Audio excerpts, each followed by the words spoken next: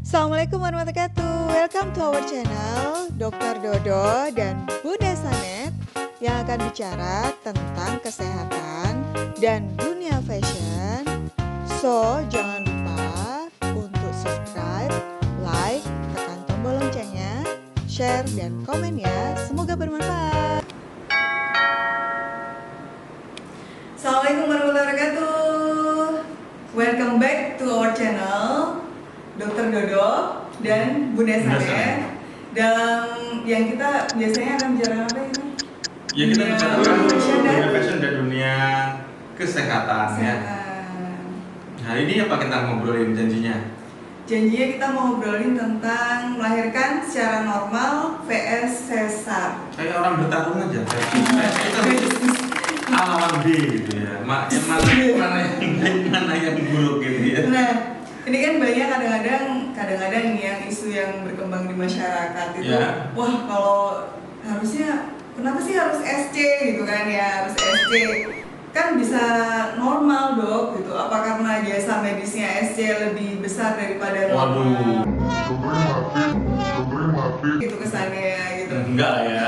Nah, sekarang ini akan kita bahas kenapa kok harus SC, bisa nggak sih normal kayak gitu, kita akan bahas itu. Ya. Mau Bunda yang nanya atau yang jelasin langsung? Ibu nanya dong. Oh iya, silakan. Syarat-syarat melahirkan normal tuh apa aja sih ya?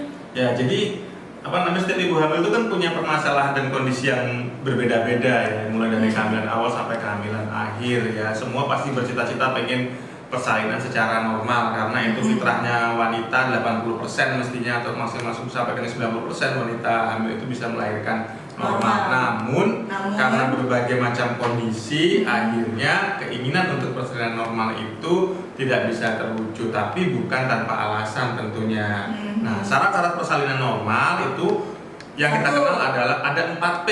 Apa itu? 1 P pertama adalah apa itu? P yang pertama adalah PSS-nya, passenger. PSS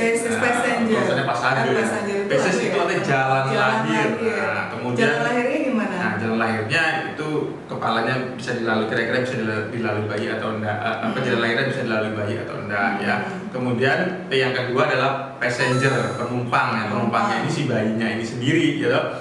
Nah, bayinya itu apakah bayinya besar, apa bayinya ada masalah posisi dan sebagainya. Kemudian P yang ketiga adalah power, tentu ini yang paling penting juga ini. Power ibu hamil ya, itu lebih kali pada saat entah jatuh hamil ataupun pada saat yang mengejar, utamanya mengejar pada saat sudah bukan lengkap. Kemudian P yang terakhir yang tidak kalah pentingnya adalah psikologi seorang ibu. Jadi ibu hamil itu harus mempersiapkan mindsetnya sejak awal bahwa insya Allah bisa lahir normal. Seperti itu. Namun karena beberapa kendala tadi, akhirnya diputuskan secara medis. Kita ntar bicara masalah SC-nya. Kita bicara dulu masalah normalnya. Ya. Kalau tadi kan bisa bicara masalah PSS ya, PSS atau jalan lahir. Nah, kadang-kadang ini ada yang salah persepsi ya. Iya. Gimana? Pinggulnya besar, maksudnya ukuran pinggulnya kelihatannya secara kasat mata besar gitu ya. Terus bisa nggak sih? Kok aku harus SC gitu? Nah, sebenarnya ukuran lingkar panggul kita bicara lingkar panggul itu dihitung dari panggul luar atau panggul dalam sih? Baik, pemahaman yang awam saja ya. Jadi panggul ini kan jalan sentral ya, bayi mau lewat ya. Wanita itu punya beberapa macam jenis panggul ya. Kita kalau kenal namanya ginekoid, panggulnya bulat ya. Umumnya kepala itu kan bulat dan panggulnya itu bulat. Nah, biar jelas, orang kadang-kadang bingung loh ya, antara pinggul sama panggul. Nah, kadang-kadang pinggulnya kelihatannya besar. Bukan pinggul tapi panggul yang dalam. Panggul itu di dalam, berarti kan ya. Kerangkanya ya. Di dalam di dalam itu ada bentuknya bulat, ada bentuknya pipi, ada bentuknya kadang oval. Nah, normalnya wanita itu sebagian besar bentuknya bulat ya, bulat sehingga itu bisa dilalui oleh bayi. Tapi beberapa wanita bentuknya itu agak pipi dan bahkan ada yang oval sehingga nggak pas ketika bayi yang kepalanya bulat itu mau masuk melintasi panggul ibunya. Nah, sebab itu kadang tidak bisa lahir. Nah, biasanya umumnya gampangnya kita lihat dari ukuran tinggi badan ibunya. Kalau ibunya tinggi badannya kurang dari 150 cm, dia punya kecenderungan biasanya panggulnya itu sempit. 150 Ya, kurang dari cm. 150. Kurang dari Misalnya ada 140, 143, 145 biasanya dia punya kecenderungan ada masalah dengan panggulnya seperti itu. Gitu. Jadi tidak ada korelasi antara lingkar pinggul dengan lingkar panggulnya itu. Ya. Jadi harus dipahami, oh pinggulnya besar. Tapi kok nggak bisa layar normal, ternyata lingkar yang di dalamnya kecil itu harus dipahami juga. Kadang juga Normalnya ternyata berapa lebarnya? ya sesuai dengan diameter kepala bayi itu antara 9 sampai 9,7 atau maksimal 10 cm lah. Di atas 10 cm sudah pasti nggak bisa lewat. 10 ya, maksudnya 11,5 sampai 12,5 itu normalnya rata-rata lingkar panggulnya ya. Terus kalau misalkan tadi ya mungkin tidak ada kegawat daruratan. Kalau misalnya normal tidak ada kegawat daruratan janin ataupun ibu ya kan. Nah, sekarang lagi. Apa namanya? Kalau normal itu ada nggak sih komplikasinya? Ya. Resiko lahiran normal itu ada nggak? Tetap ada nggak? Prinsip yang paling penting harus dipahami bahwa semua jenis persalinan ya mau itu lahir normal ataupun itu sesar pasti punya resiko ya. Resiko oleh sebab itu ibu itu kalau mau melahirkan dia memang jihadkan perjuangan ya karena resiko mempertaruhkan nyawanya juga. Resikonya adalah perdarahan ya kan. Mau lahir normal ataupun lahir operasi itu sama-sama punya resiko. Namun resiko ini bisa dimanage, bisa diatur. Karena resikonya itu sama dengan jihad buat para laki-laki. Not this. Gak boleh seenaknya sama perhatikan istri Anda baik-baik. Gak boleh seenaknya sama perempuan juga. Iya, gak boleh. Terus. Ya. Apalagi sampai hamil, pacaran, hamil gak dinikahi. Saya kutuk Anda. Ya, terus lanjutin. Gak bercanda. Terus. Ya yuk, jadi resikonya adalah perdarahan. Belum lagi penyakit-penyakit yang sering menyertai pada ibu hamil. Biasanya hipertensi. Nah, hipertensi ini biasanya ibunya sebelumnya nggak punya hipertensi atau tekanan darah tinggi, tapi tiba-tiba mendadak pas hamil, tekanan darahnya tinggi. Nah, ini punya resiko terjadi kejang. Nah, jadi di Indonesia penyebab kematian ibu melahirkan itu paling banyak yang nomor 1 adalah kasus-kasus perdarahan, kemudian nomor 2 kasus-kasus hipertensi atau preeklamsi atau kejang ya gitu. Sama satu lagi mungkin kalau robekannya terlalu besar kali ya. Robekannya terlalu besar. Sama kan akibatnya perdarahan. Iya. Enggak juga sih, kayak misalkan kayak akhirnya buang air besarnya susah, buang air sakit, kayak gitu termasuk salah satu. Ada gangguan-gangguan pada fungsi vegetasi istilahnya ya, fungsi buang air besarnya, mungkin buang air kecilnya juga sering bermasalah. Tapi nggak usah takut ya, nggak usah khawatir. Nah, keuntungannya sekarang, tadi kan resikonya, keuntungannya kalau melahirkan normal tuh apa aja? Jadi dari ibu-ibu tuh juga nggak, mindsetnya ada juga sih yang mindsetnya itu SC gitu. Bahkan kadang-kadang kita di daerah kayak gini tuh, harus melihat matahari sebelum padahal itu mintanya di SC. Maksudnya harus segera dilahirkan. Gitu. Kadang-kadang kan ada kepercayaan kayak gitu. Nah, sebenarnya keuntungan dari lahiran normal itu apa saja? Keuntungan dari persalinan normal tentu karena ini prosesnya alamiah, tentu satu adalah proses penyembuhan luka itu sendiri, luka akibat proses persalinan itu jauh lebih minimal ya dan mudah cepat membaik dalam tempo 24 jam sampai 3 hari biasanya sudah membaik dibandingkan dengan luka operasi ya.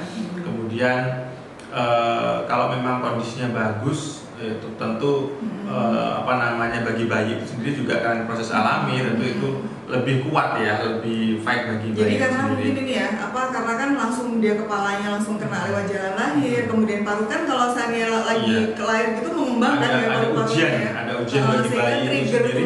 Trigger apa ya, usaha untuk bernafas itu lebih banyak. Gitu. Jadi kejadian-kejadian sesak nafas itu berkurang saat kelahiran normal. Nah, tapi masing-masing kasus juga berbeda ya. Sih. Terus yang tidak kalah pentingnya adalah biasanya ini menurut ibu-ibu adalah tingkat kepuasan ya. Tingkat kepuasan melahirkan secara normal itu katanya dia merasa jadi ibu, padahal lahir operasi kan juga sama. Itu juga perjuangannya juga berat. Jadi sama-sama bahwa baik lahir normal maupun lahir operasi ya memang sama-sama menjadi ibu pasti ya. Oke. Nah, kan ada tuh yang namanya lahiran normal dengan induksi. Nah itu pilihannya induksi itu apa karena memang biar cepet lahirnya atau gimana sih, kan ada orang yang kadang-kadang nggak ngerti itu juga termasuk lahiran normal. Tapi kenapa harus diinduksi? Ada ya kadang-kadang kayak gitu ya? Persalinan normal karena harus diinduksi atau bahasa masyarakatnya harus dirangsang gitu ya. Itu kan karena sesuatu hal, misalnya hamilnya lewat waktu, harusnya sudah lahir tapi nggak lahir-lahir. Yang kedua, air kawahnya pecah duluan, air ketuban, air kawahnya pecah duluan atau keluar duluan, tapi setelah diperiksa belum ada pembukaan sehingga harus dilakukan proses induksi atau dirangsang dengan obat-obatan terlebih dahulu. Itu sakit ya nanti? Iya, sakit lah. Iya, kalau kita lihat ibu-ibu yang proses induksi itu sakit lah, karena itu kan karena paksaan ya, dengan beda dengan alamiahnya ketika ibu mau melahirkan kontraksi hilang. Kalau dengan obat itu biasanya kalau sudah mencapai dosis tertentu, dosis maksimal obat itu, maka kontraksinya bisa nggak hilang itu, terus. Jadi kalau sakit melahirkan aja itu udah luar biasa ya, antara hidup dan mati katanya ya kan. Nah itu kalau induksi jauh lebih sakit lagi berarti ya? Ya kita bilang tetap ada sakit. Yang jangan nanti kalau bilang jauh lebih sakit takut juga enggak, maksudnya kan nanti kalau takut induksi malah pilih operasi langsung. Iya sih, bukan. Ya kan? Maksudnya Bunda harus tahu resikonya kan, bahwa itu juga sakit melahirkan, sakit ini lebih sakit lagi. Iya. Oke. Terus siapa sih yang sebenarnya berhak melakukan tuh induksi? Apa semua orang, semua tenaga kesehatan kayak saya Bunda perawat, terus ada bidan, ada dokter, sebenarnya yang berhak melakukan induksi itu siapa? Nggak boleh, induksi tidak boleh dilakukan di sembarang fasilitas, harus di rumah sakit ya, harus di rumah sakit atau dengan pengawasan ya ekstra yang bertanggung jawab. Resikonya karena resikonya bisa terjadi perdarahan. Kalau terjadi robek itu ya. Ruptur tuh robekan di jalan lahir ya, atau ruptur uterus atau ruptur. Ya istilahnya begitu. Kalau tidak diawasi, kalau tidak dalam kontrol penanggung jawab yang berkompeten, bisa-bisa terjadi robekan pada rahim. Nah itu yang paling ditakutkan ya. Ditakutkan pada proses-proses induksi. Oleh sebab itu harus di rumah sakit, di mana kita sudah menyiapkan kamar operasi kalau sewaktu-waktu ada kendala. Ya. Nah sekarang kita lanjut ke seksio sesarian. Itu apa sih sebenarnya? Apa sih seksio sesarian atau SC? Kan biar orangnya SC gitu.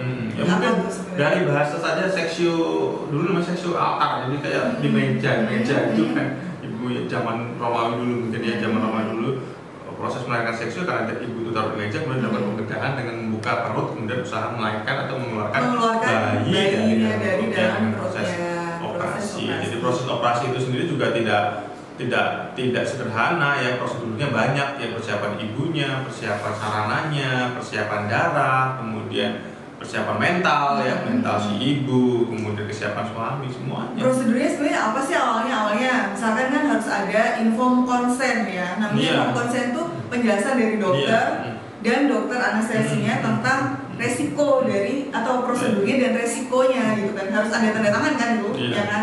Jadi kalau ada apa-apa namanya setiap tindakan medis atau intervensi pasti kan ada yang namanya ya kita nggak tahu takdir Tuhan kita nggak ngerti kan. Kita udah berusaha baik mungkin, ternyata di tengah jalan ada komplikasi tertentu yang terjadi. Itu harus ada inform consent ya kan. Yang kedua apalagi nih, ibunya puasa nggak harusnya? Ya jadi persiapan mau operasi atau seksio itu kan ada yang direncanakan, ada yang emergency. Kalau yang direncanakan biasanya kita sudah prepare sejak awal, sudah kita edukasi di awal bahwa pada saat pemeriksaan Bu ini kemungkinan tidak bisa lahir normal karena ada beberapa kendala sehingga ibu sebaiknya lahir melalui operasi. Nah itu sudah akan edukasi ibunya, edukasi suaminya, kemudian persiapan pemeriksaan darah. Apa aja itu biasanya diperiksa? Jantung ya, banyak ya. Dan lengkap biasanya darah lengkap, kemudian komponen-komponen lab yang lain, kemudian periksa rekam jantung atau EKG, kemudian dikonsultasikan kepada dokter anestesi,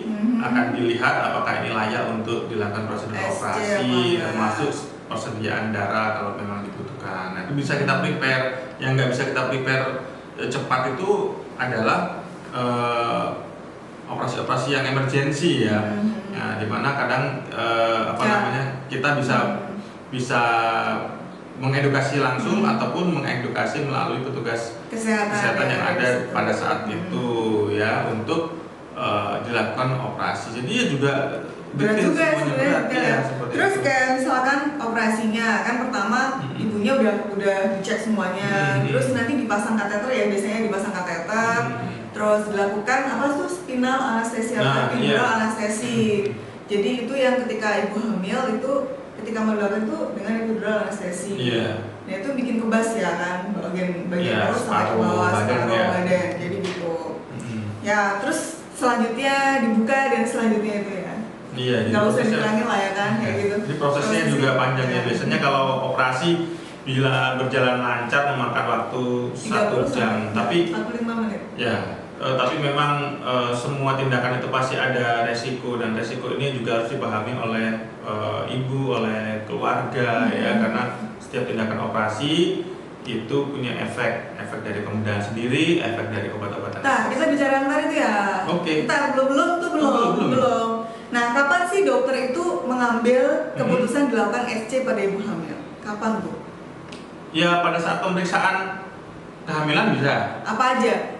Maksudnya kondisi ibu yang bagaimana? Kan ada dua tuh. Tadi kan disebutin yang elektif itu artinya terencana, sama yang urgent, sito. Nah, kalau elektif itu kondisi ibu yang bagaimana tuh? Misalnya pada saat pemeriksaan ibu hamil kita sudah mengetahui bahwa memprediksi ini panggulnya sempit, ya. Panggulnya sempit. Terus yang kedua, di mana kepala bayi tidak bisa lewat jalan lahir, maka kita putuskan lahir dengan operasi.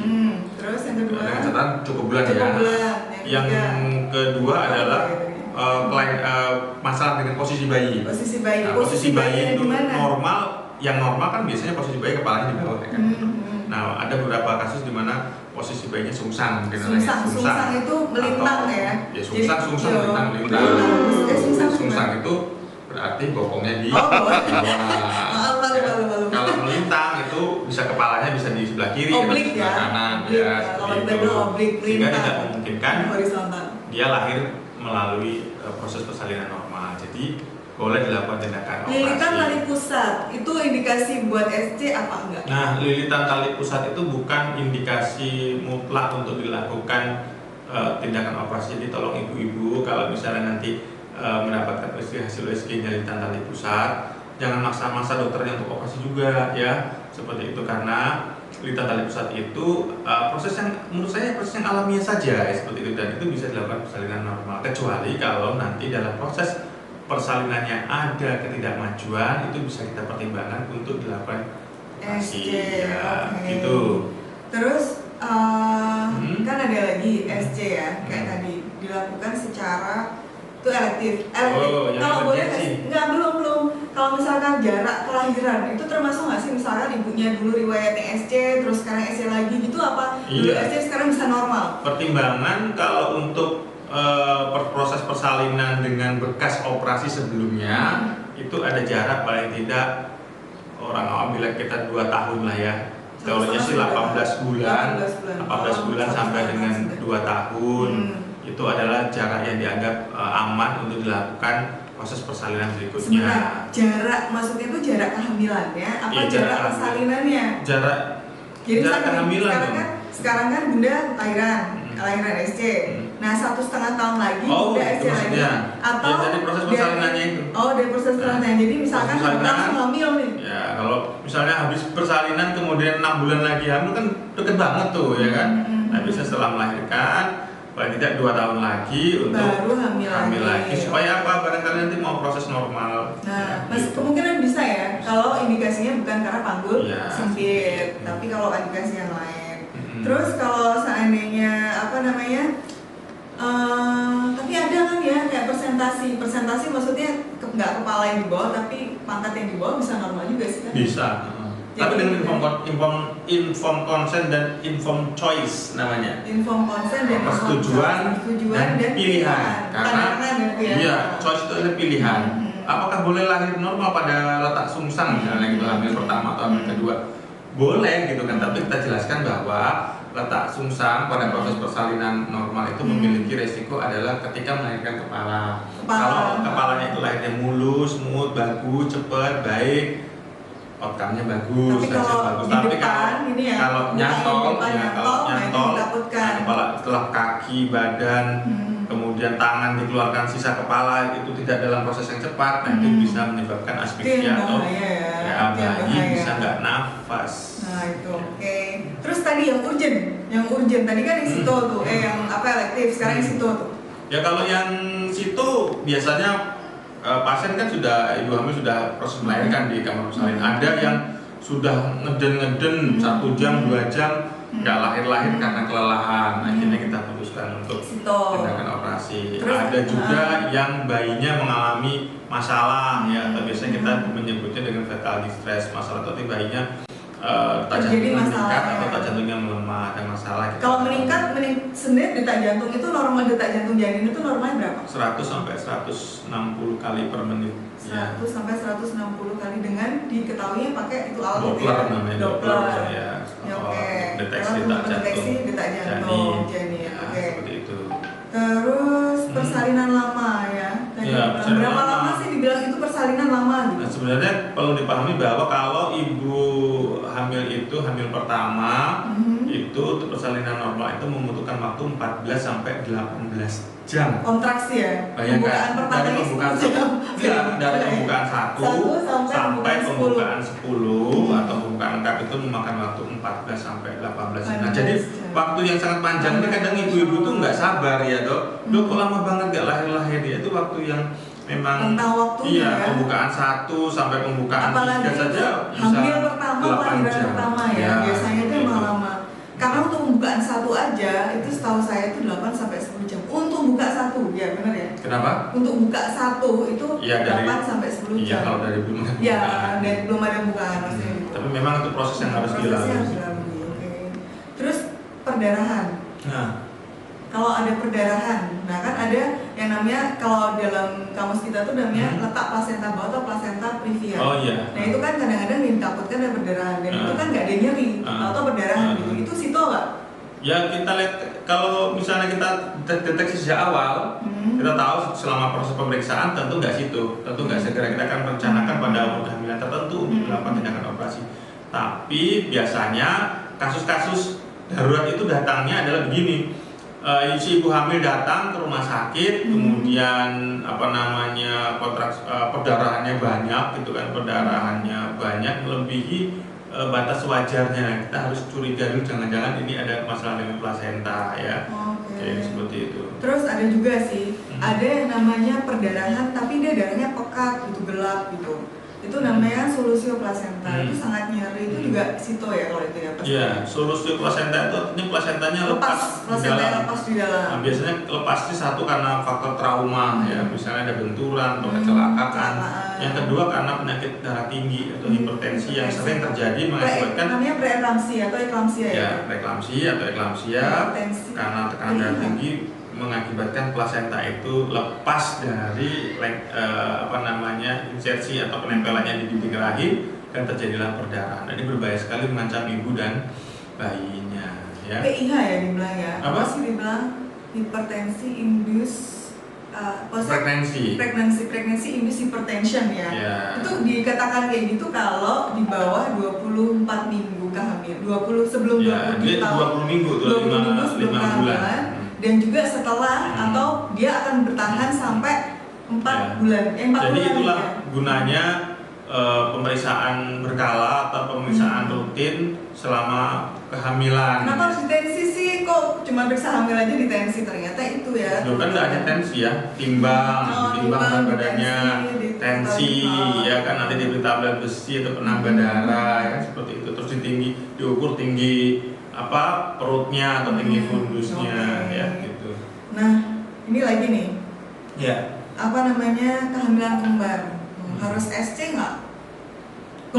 Kemarin ibu bunda nggak bilang kalau kembarnya 10 kan sih harus di SC. Dua ya, jadi kasus gemeli atau kehamilan kembar ya, berarti kan kita harus melihat posisi terakhirnya. Nah, kalau misalnya posisinya kepala di bawah atau bokong itu memungkinkan kok untuk bisa dilahirkan secara normal, tapi tetap informed choice tadi ya, pilihan resiko-resiko itu yang harus juga disiapkan. Jadi SC juga bisa diminta sebenarnya. Bisa saja, hak asasi juga kan itu kan. Jadi beberapa kasus sekarang ini adalah operasi atas indikasi sosial. Tanggal. Permintaan tanggal karena mungkin cemas, karena mungkin takut. Jadi ya seperti itu. Ya kita sebagai seorang dokter tentu juga tetap harus memberikan edukasi-edukasi yang positif, memberikan support kepada sang ibu, meyakinkan kalau jika tidak ada kendala, kenapa tidak dicoba normal dulu, seperti itu. Kita belum ngomong ya, resiko SC. Nah ini yang orang yang paling nggak ngerti. Mau milihnya SC ya kan, yang nggak sakit, nggak merasakan kontraksi ya kan. Nah SC ini sebenarnya ada nggak resikonya? Ya ada. Apa aja tuh? Resiko pada saat operasinya. Pada saat operasinya. Perdarahan. Ya, terus? Perdarahan. Kemudian kondisi-kondisi shock atau alergi yang disebabkan oleh obat-obat yang dimasukkan pada saat tindakan operasi. Kemudian adalah paskanya adalah ada yang paling menakutkan infeksi. Dan ini yang nggak tahu loh. Yang kadang-kadang loh masuk baik-baik saja, keluarnya kok meninggal gitu. Ternyata kan ada yang namanya emboli air ketuban. Itu yang penting banget harus kita kasus emboli air ketuban itu tidak hanya lahir secara operasi, tapi lahir secara normal juga bisa. Jadi itu gimana sih? Karena jadi prinsipnya kan kalau orang melahirkan itu pasti ada luka ya kan, mau lahir normal atau lahir operasi, apalagi ada luka ya, sehingga perdarahan itu bisa masuk kepada pembuluh darah yang mengakibatkan sesak nafas kan. Dan sudden death biasanya tiba-tiba nggak pakai pamitan ya langsung seperti itu. Nah, ini yang harus dipahami ya, itu yang terlalu berisiko dan berbahaya. Ya, Dr. Agus Kurniawan, spesialis konsultan obstetrik. Selamat pagi dok. Nah terus biasanya karena efek dari anestesi sendiri itu apalagi itu kayaknya ada ya. Bunda dulu waktu habis SC, Bunda kan karena ada plasentanya letaknya di bawah jadi nggak bisa lahir normal yang Alexa. Nah itu kan pusing habis SC itu, pusing. Jadi itu akibat dari epidural anestesi atau yang di belakang ya. Iya, jadi prosedur anestesi atau bius lokal mungkin epidural.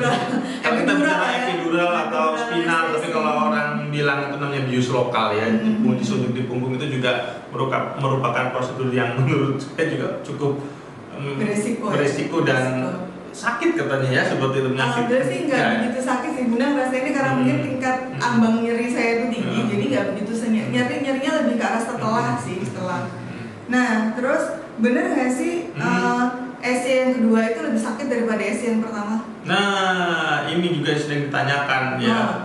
Kita kan ya rata-rata mengatakan bahwa dok ini operasi yang kedua kok agak nyeri ya. Kita katakan saja bahwa itu kita membuka lagi lupa yang lama gitu. Istilahnya Membuka luka lama itu rasanya ya sakit kan. Tersayat gitu. Kayak kita pacaran aja sih. Nah itu yang harus dijelaskan karena kan terjadi perlengketan. Kadang kalau udah diiris terus menyatu. Yang lengket kan. Bekas operasi yang dulu mengalami lengket. Sedangkan kalau mau mengeluarkan bayi kan apa sih kalau bilang itu dilepas lagi satu-satu ya perlengketannya itu ya. Jadi dibebaskan, dibuka dari kulit, lapis demi lapis. Jadi yang dibilang SC itu juga tidak lebih sakit daripada lahir normal, sama-sama itu jihad. Jadi jangan ada lagi statement nggak jadi ibu kalau lahirannya secara SC, nggak ada tuh lebih sakit 6 bulan nggak kelar sakit. Heru Susilo, spesialis anestesi Kabupaten Magetan. Dokter selamat pagi, terima kasih doanya. Nah terus apa lagi nih yang kemudian? Penyembuhan lukanya SC lama pasti ya. Udah dulu 3 bulan tuh masih sakit. Biasanya rata-rata 1 minggu, kemudian 2 minggu luka itu kering, kemudian 1 bulan baru bisa rata-rata bisa beraktivitas untuk kuat gitu ya. Gak boleh tengkurap, gak boleh apa, luar biasa. Padahal kalau kelahiran normal itu langsung bisa tengkurap. Luka lama disebut lagi. Terus yang ya, kapan boleh beraktivitas secara normal buat ibu-ibu SC? Boleh nggak habis itu angkat-angkat berat, nyuci dan segala macamnya gitu? Bunda kan hari kedua setelah langsung ke mobil dari pasar ya kan? Tapi sebenarnya ada resikonya ya. Maksudnya kita kalau ini kan karena kita ngerti triknya gitu kan. Harus tetap istirahat karena masa nifas ya. Masa nifas jadi terus istirahat. Itu karena apa? Karena rahim ini kan masih proses untuk dia kembali normal, mengeluarkan gumpalan-gumpalan darah. Nah seperti itu. Kalau itu misalnya terlalu banyak aktivitas bisa terjadi perdarahan nanti seperti itu. Jadi harus tetap santuy. Santuy. Jadi tetap harus dijaga, nggak boleh angkat berat karena takutnya kalau angkat berat lukanya robek lagi gitu. Bukan robek ya. Perdarahan. Ya, kan? Perdarahan itu paling banyak terjadi. Angkat beratnya suaminya dorong gitu kan. Nah, paling lama ya sih bener sih. Nah ini yang harus diperhatikan. Baik ibu hamil maupun ibu melahirkan itu kadang-kadang ada baby blues ya. Ini harus diketahui oleh suami loh ya. Baby blues syndrome. Jadi sang suami itu harus pengertian banget loh. Harus ya namanya habis SC, habis pelayanan normal tuh sakit semua badan. Saya pernah ngerasain itu. Jadi sebaiknya suami ini sangat pengertian. Ya jangan nuntut dong. Oh ambil sendok aja minta diambilin gitu kan ya. Kan kasihan istrinya gitu. Suruhlah dia istirahat gitu. Me time kan. Ya kan juga ngurusin bayi juga. Iyo ibu-ibu. Nah terus sudah ya. Apalagi itu? Mungkin ini ada yang beberapa minta bergabung belum bisa ya. Nanti nggak apa nanti kalau seandainya lu tanya aja nanti kita akan jawab. Jadi tadi udah lumayan ya kita. Udah lumayan tentang SC ataupun normal. Lahir operasi dan lahir normal. Tetap apapun proses persalinannya itu semua tergantung dari kondisi di saat-saat terakhir proses persalinan itu sendiri. Jadi gak ada lagi ya. Oh cuman gara-gara duit doang gitu. Iya. Terus akhirnya enggak. Pasti dokter punya pertimbangan. Pasti punya pertimbangan kenapa harus normal dan kenapa harus SC. Ya. Gitu. Oke. Ya, mungkin udah dulu ya. Oh ya, lupa belum. Jadi hari ini tuh ya seperti kemarin janji kita bahwa setiap kita siaran, setiap kita melakukan konten YouTube tuh kita mau promosi ini promosiin punyanya teman-teman ya. Nah, ini ada namanya Race Ball nih. Race Ball-nya dari Mbak Emi. Nanti dibuka contohnya. Ini ada apa nih namanya? Black pepper. Jadi dia memang bikin ada telur ceploknya. Ini 15.000. Nanti akan saya kasih linknya ya di bawah nanti. Nah ini ada apa lagi? Ada lagi yang telur asin. Salted egg. Harus keren dong bilangnya salted egg. Salted egg ya. Ini enak banget. Yang ini? Yang terakhir. Ini ayam nih kayaknya. Ayam diapain ini? Ayam asam manis. Asam manis. Enak banget kan kalau buat. Berapa harganya? 15.000. Ini bisa pesan pagi-pagi loh. Tapi saya nggak tahu di Gojek ada apa sehat dan mengenyangkan. Sehat dan mengenyangkan. 15.000 doang. Iya, kayaknya kita perlu bantu. Coba ya. Untuk semua. Ayam mau yang mana? Dicoba dulu. Mau yang mana? Black pepper, salted egg, apa yang black peppernya ya. Oke, kita akan coba gimana rasanya. Ayamnya ya, kalau nasinya kan sama aja ya. Nasinya sama aja. Dimana-mana nasi sama. Tapi ya nggak juga sih, tergantung dari gimana masaknya. Coba ya. Ini ya. Mana rasanya? Enak ya? Lama banget gini gitu banget ya. Peppernya nendang banget di langit-langit ini ya. Peppernya nendang banget. Pepper itu kertas ya bukan? Gitu ya. Pokoknya dimakan asal geboy gedebuk enjoy ya. Ya, terus ada satu lagi di zaman Covid kayak gini ya sebenarnya perlu penting nih ada produk terbaru dari Black Label ya. Ini namanya mukena. Jadi kan kalau seandainya ibu hamil kan juga banyak harus ibadah ya kan. Semuanya sih sebenarnya. Tapi kalau ibu hamil kan sesuai dengan amal ibadahnya. Nah ini ada juga apa namanya ini sajadah. Jadi sajadah sama ini itu bisa langsung dipakai gitu. Variannya banyak sih warnanya ini bisa dilihat di depan ini. Jadi kalau mau pesen nanti juga bisa dengan admin kami. Oke. Jadi ini bahannya parasit, ringkes, bisa dimasukin ke dalam tas, cuman segede, cuman cantik bentuknya dan cuman sebesar handphone, elegan. Ya, kecil banget ya, bisa dimasukin kantong, elegan. Ya, itu mungkin ya. Kita pamitan dulu. Kalau ada pertanyaan bisa nanti bisa di ini. Terima kasih atas terima kasih sudah bergabung. Sahabat-sahabat, teman-teman semuanya. Ya, semoga bermanfaat. Tunggu besok pagi kita akan bicara tentang mitos dan fakta pada kehamilan. Tuh harus wajib nonton tuh biar kita punya informasi yang lebih. Oke? Jangan lupa subscribe, like, komen dan share YouTube channel kami. Ya, nanti kita akan kasih linknya. Ya. di sini supaya kita bisa berbagi lebih banyak tentang informasi kesehatan. Udah dulu, kita mau berangkat dulu, jalan-jalan dulu. Escape